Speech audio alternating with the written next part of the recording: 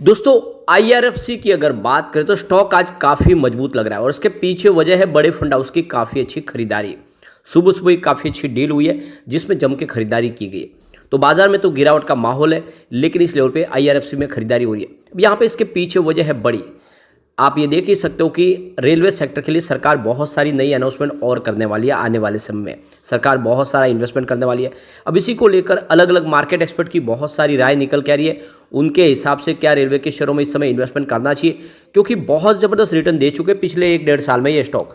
क्या वैसा ही रिटर्न आगे भी मिलने वाला है, जानने की कोशिश करेंगे इस वीडियो के माध्यम से। और क्या हमें आईआरएफसी जो रेलवे की इंफ्रा कंपनियों को फाइनेंस प्रोवाइड करती है, क्या दाव लगाना चाहिए। लेकिन फ्रेंड, उससे पहले अगर आप पहली बार हमारे चैनल पे आए तो चैनल को सब्सक्राइब कर दीजिए, एक बेल आइकॉन दबा दीजिए ताकि जब भी नया वीडियो बने पहला नोटिफिकेशन आपको मिले। वीडियो पसंद आए तो लाइक से जरूर कीजिए। चलो फ्रेंड्स, वीडियो स्टार्ट करते हैं। मैं हूँ आपका दोस्त एस.बी. दवे और हमारे अपने चैनल ऑनलाइन कमाई में आपका बहुत बहुत स्वागत है। तो सबसे पहले अगर हम BSE सेंसेक्स की अगर बात कर ले तो देख सकते हो कि इस समय लगभग 1 बजे के आसपास का टाइम है। BSE सेंसेक्स 72,205 के स्तर पर है, जहाँ पे 204 पॉइंट की गिरावट है, यानी 0.28% डाउन है BSE सेंसेक्स। अब देख सकते हो कि शुरुआत ही आज निगेटिव हुई थी, थोड़ी सी गिरावट के साथ, लगभग 50 पॉइंट की गिरावट के साथ शुरुआत हुई थी। और अब देखें तो इंट्राडे में कुछ समय के लिए आपको बाजार ग्रीन होता हुआ दिखाई देगा, लेकिन दबाव बिल्कुल दिखाई दे रहा है प्रॉफिट बुकिंग की वजह से। निचले लेवल से रिकवरी जरूर थोड़ी सी हुई है। अब यहाँ पे BSE फाइनेंशियल सर्विस में भी गिरावट है, 10,449 के स्तर पे 0.20% की गिरावट है। तो बाजार में दबाव है, फाइनेंशियल सेक्टर में दबाव है, लेकिन आईआरएफसी अच्छा कर रहा है। स्टॉक की शुरुआत आज देखो कि 96.70 पर हुई, पॉजिटिव शुरुआत हुई। कल की क्लोजिंग 96.45 के आसपास थी। इंट्राडे में 99 का हाई भी बना और जो लो है वो 96.50 का है। तो पूरे दिन में आज गिरावट तो बिल्कुल नहीं हुई है, ये सबसे अच्छी बात है। लेकिन 100 को टच नहीं किया, और जब तक 100 को क्रॉस नहीं करेगा दबाव ऊपर के लेवल से बिल्कुल आ रहा है। एक बार 100 को पार कर ले तो फिर एक नई तेजी की तरफ ये स्टॉक आगे बढ़ेगा। इस समय 98.15 के आसपास है, जहाँ पे 1.76% की तेजी देखने को मिल रही है। तो एक तो बाजार में गिरावट का माहौल है, BSE फाइनेंस सेक्टर में गिरावट है, और ऊपर से 100 के नीचे ये 2-3 फैक्टर जो काम करें, जिस वजह से थोड़ा सा दबाव आ रहा है। अब इसकी परफॉर्मेंस को देखें तो 21 दिसंबर को स्टॉक 98.85 के आसपास, जहाँ पे 6.9% की शानदार तेजी बनी। और ये 20 दिसंबर का आफ्टर शॉक था। जब देखें तो 20 दिसंबर को बाजार गिरा, उसकी वजह से दूसरा बाउंस बैक था। 22 दिसंबर को स्टॉक दबाव में आ गया फिर से 97.75 के आसपास, जहाँ पे 1.1% की गिरावट हुई।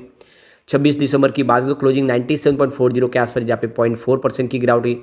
और 27 दिसंबर की बात करें क्लोजिंग 96.70 के आसपास, जहाँ पे 0.7% की फिर से गिरावट हुई।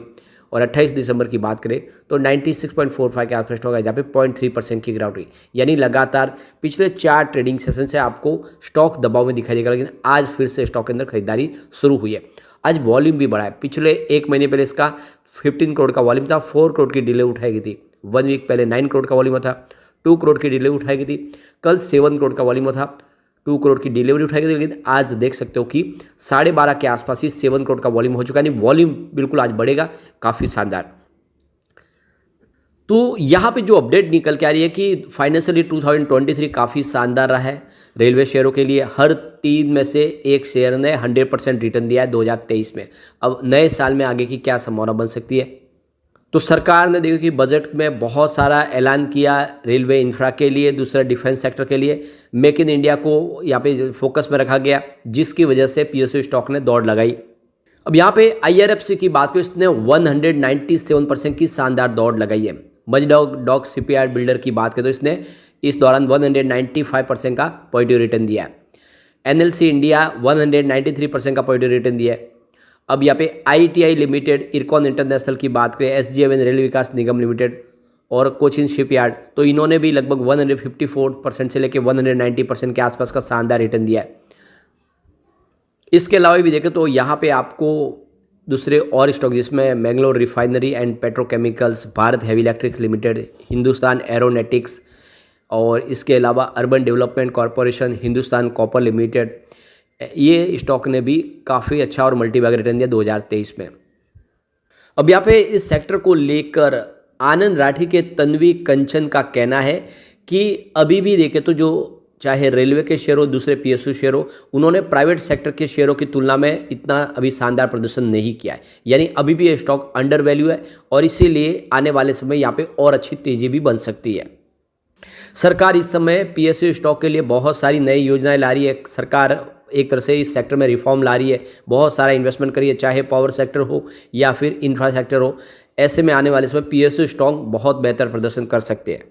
सरकारी बैंकों ने भी काफ़ी शानदार किया, जिसमें आप देखें तो पीएनबी हो या फिर Bank of Maharashtra, Union Bank of India, Indian Overseas Bank, Canara Bank, Punjab and Sind Bank, UCO Bank, इसके अलावा Bank of India, Bank of Baroda, इन्होंने भी 25 से लेकर 60% का शानदार रिटर्न दिया पिछले एक साल में। और दूसरी तरफ देखें तो स्वास्थ्य का इन्वेस्टमार्ट के सुनील न्याती का कहना है कि रेलवे के शेयर हो या फिर डिफेंस सेक्टर के हो या पीएसयू बैंक हो, वो अपनी ऊपरी हाई पे नहीं पहुंचे। अभी भी इसका जो वैल्यूशन है काफ़ी अट्रैक्टिव है और आने वाले समय इन 3 सेक्टर के अंदर एक शानदार तेजी की संभावना बन सकती है। जिस तरह से इनका ऑर्डर बुक मजबूत है, मेक इन इंडिया के तहत सरकार कोशिशें कर रही है, तो ये स्टॉक आने वाले समय बेहतर प्रदर्शन करेंगे। दूसरी तरफ मेहता इक्विटीज़ के देवेंद्र मेहता का कहना है कि गवर्नमेंट की पॉलिसी के दम पे 2023 में रेलवे, डिफेंस और पीएसयू बैंकों ने ज़बरदस्त दौड़ तो लगाई है, काफ़ी शानदार प्रदर्शन किया है। लेकिन 2024 के आगे की जो संभावना देखें तो गवर्नमेंट की पॉलिसी के ऊपर डिपेंड करेगा। अगर किसी प्रकार की पॉलिसी में कोई बदलाव होता है तो यह ट्रिगर होगा प्रॉफिट बुकिंग के लिए, यानी इन स्टॉक के अंदर प्रॉफिट बुकिंग आ सकते हैं, क्योंकि पिछले दिनों स्टॉक दौड़ चुके। तो गवर्नमेंट की नई पॉलिसी के ऊपर हमें फोकस करना होगा, उसके बाद में ही नई रणनीति बन सकती है। यानी आने वाले समय 2024 के इलेक्शन के बाद फिर से इनकी एक नई दिशा तय होगी, या तो फिर यहाँ पे प्रॉफिट बुकिंग आई या फिर एक शानदार तेजी के लिए स्टॉक तैयार हो जाएंगे फिर से। दूसरी तरफ देखें तो श्रीकांत चौहान जो इक्विटी रिसर्च है कोटक सिक्योरिटीज का, उनका कहना है कि पीएसयू बैंक फंडामेंटली बहुत स्ट्रांग है और काफ़ी सस्ते मिल रहे हैं दूसरे प्राइवेट सेक्टर के बैंकों के मुकाबले, तो इन्वेस्टमेंट करें। तो कुल मिला के इस समय पीएसयू बैंक में दाव की सलाह सब दे रहे हैं और आने वाले समय में इसमें एक तेजी और बाकी है जो आने वाले समय देखने को मिलेगी। अब चलते हैं कुछ बड़ी डील की तरफ। तो सुबह 9:15 पर 97.15 की प्राइस से 2,73,000 शेयरों की बिकवाली हुई। उसी समय 9:15 पर 96.70 की प्राइस से 2,47,000 शेयरों की एक बिकवाली और हुई। उसके बाद 9:16 पर 97.45 की प्राइस से 4,26,000 शेयरों की खरीदारी हुई। उसके बाद 9:24 पर 97.90 की प्राइस से 4,46,000 शेयरों की फिर से बिकवाली हुई। उसके बाद 9:26 पर 98.10 की प्राइस से 3,53,000 शेयरों की खरीदारी हुई। तो उसी समय 9:26 पर 97.85 की प्राइस से 4,27,000 शेयरों की बिकवाली हुई और फिर 9:26 पर उसी समय 98.25 की प्राइस से 4,53,000 शेयरों की फिर से खरीदारी हुई। उसके बाद 9:40 पर 98.45 की प्राइस से 7,28,000 शेयरों की बड़ी खरीदारी हुई और उसी समय 9:40 पर 98.45 की प्राइस से 4,69,000 शेयरों की एक ज़बरदस्त खरीदारी और हुई, यानी किसी बड़े फंड हाउस ने जम के खरीदारी की। फिर 12:14 पर 98.55 की प्राइस से 3,73,000 शेयरों की बड़ी खरीदारी हुई। तो फिर 12:21 पर 98.60 की प्राइस से 3,86,000 शेयरों की एक प्रॉफिट बुकिंग हुई। तो कुल मिला के आप देख सकते हो कि इस समय माहौल जो है वो दिखाई दे रहा है कि खरीदारी तो काफ़ी अच्छी हो रही है, बड़े फंड हाउस जम के खरीदारी कर, लेकिन सामने प्रॉफिट बुकिंग भी हावी हो रही है। अब एक बार इसके पिवट लेवल को चेक कर लेते हैं। तो यहाँ से अगर गिरावट हो जाती है तो 98 का पहला सपोर्ट है, ये सपोर्ट टूटा तो स्टॉक आपको 79 तक जाता हुआ दिखाई दे सकता है और यहाँ पर भी अगर नहीं रुका तो फिर तीसरा सपोर्ट सीधा 71 के आसपास आएगा, यानी गिरावट का माहौल बना तो 71 तक जाने की संभावना है। पॉजिटिव माहौल बनने लगेगा और बाजार ने साथ दिया तो फिर 105 का फर्स्ट रेजिस्टेंस है, ये नई हाई बन जाएगी। 104 की पहले हाई बनी है, इसको पार करते ही आपको स्टॉक 113 तक जाता हुआ दिखाई दे देगा और एक बार इसने 113 को पार किया तो ये सीधा 120 को क्रॉस करके 122 तक जा सकता है, जो बिल्कुल नहीं है और फिर एक शानदार तरीके से आगे स्टॉक बढ़ सकता है। ऐसे में लॉन्ग टर्म इन्वेस्टर के लिए अच्छा मौका है कि आप IRFC में इन्वेस्टमेंट करें इस लेवल पे। लेकिन फ्रेंड, कोई भी इन्वेस्टमेंट करने से पहले अपने फाइनेंशियल एडवाइजर वाले ले ले या अपना खुद का रिसर्च करें, क्योंकि मैंने वीडियो आपके एजुकेशनल पर्पज के लिए ही बनाया। वीडियो पसंद आए तो लाइक शेयर कीजिए और चैनल को सब्सक्राइब कर दीजिए। Thank you friend.